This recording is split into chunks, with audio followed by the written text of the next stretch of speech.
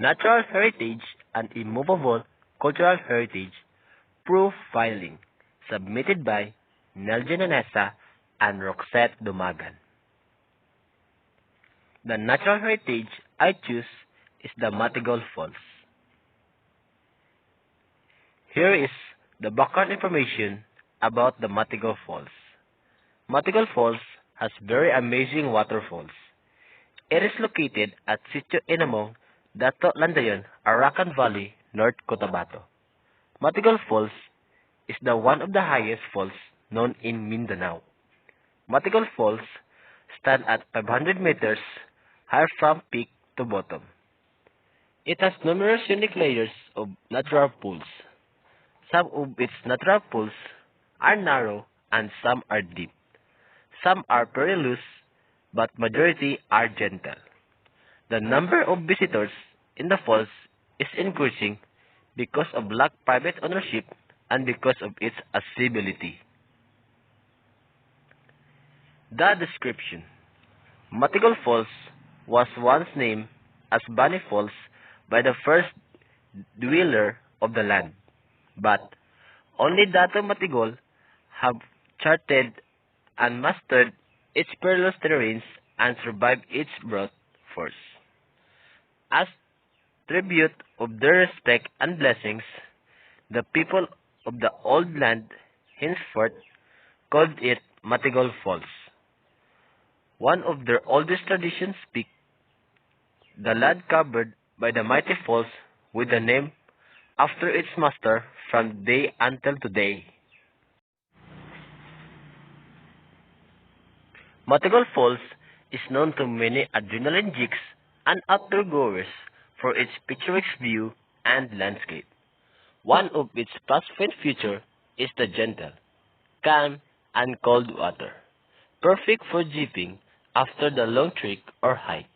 Matigol Falls is situated at Sitio Matigol, Barangay Dato Landayan, Arakan Valley, North Cotabato, Mindanao.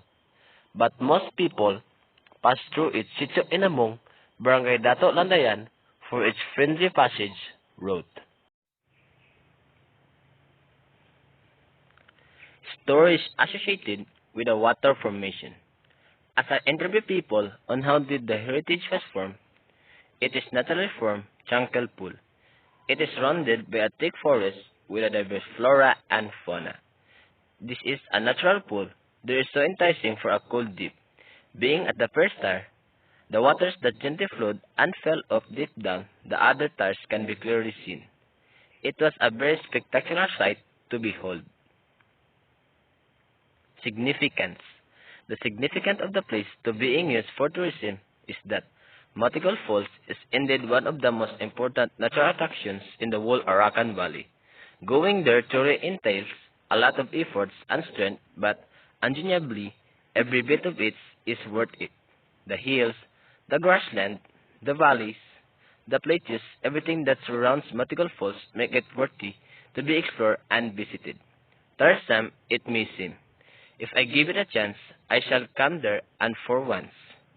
Enjoy the beauty not just of Matigol Falls, but everything encircling it. The conversation, status of protection, constraint threats, issues, and conversation measures. Matigol is a small village and home of Banobo and Tahurog natives. Here you can find its hidden jewel, the enchanting beauty of Matigol Falls, covered with a lush green foliage clothing every hill. The terrains are terrifying, unsafe, and hazardous trails leading up to the last natural pools of Matigol Falls. Getting down to the bottom of Matigol entails risky descents. There's people who died because of accidentally fell. He climbed through the falls and took selfie, but he fell over, which is the reason of his death. They practice a proper waste disposal to maintain a fresh environment. The barangay always hire a local tour guide for the visitors. And lastly, the acknowledgement and the actual photo of a Matigol Falls. Thank you to the SK Kagawad of Arakan, North Cotabato. They help us to know more about Matigol Falls. They cooperate by giving information and allowing us to interview them in order to provide a deep appreciation about the natural heritage.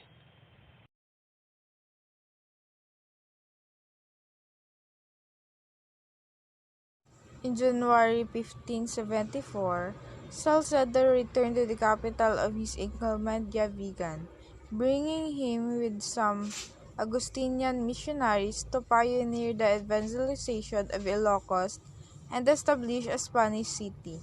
For the purpose of controlling the neighboring countries, Vigan is the most intact example in Asia of a planned Spanish colonial town, established in the 16th century.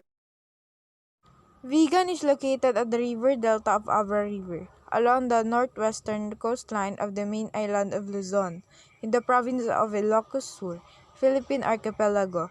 The total area of the inscribed property is 17.25 hectares. The traditional Hispanic checkerboard street plans open up into two adjacent plaza. Its architecture reflects the coming together of cultural elements from elsewhere in the Philippines, from China and from Europe, resulting in a cultural and townscape that have no parallel anywhere in East and Southeast Asia. The two-story structures are built of brick and wood, with a stepped-leaf pitch roof reminiscent of traditional Chinese architecture. The exterior walls of the upper story are enclosed by window panels of coppice shells, framed in wood which can be slid back for better ventilation. Most of the existing buildings were probably built in the mid-18th to late 19th centuries. Due to the economic decline of Vigan as an economic center after the World War, conservation practices that have developed organically over the last 3 centuries are now being reintroduced, making use of considerable reserve of traditional building crafts that have survived. Vigan has maintained its authenticity in its grid straits pattern, historic urban layout, and use of open spaces. The historic buildings have maintained their traditional uses for commerce at the lower floors and the residence for the owners of the upper floors.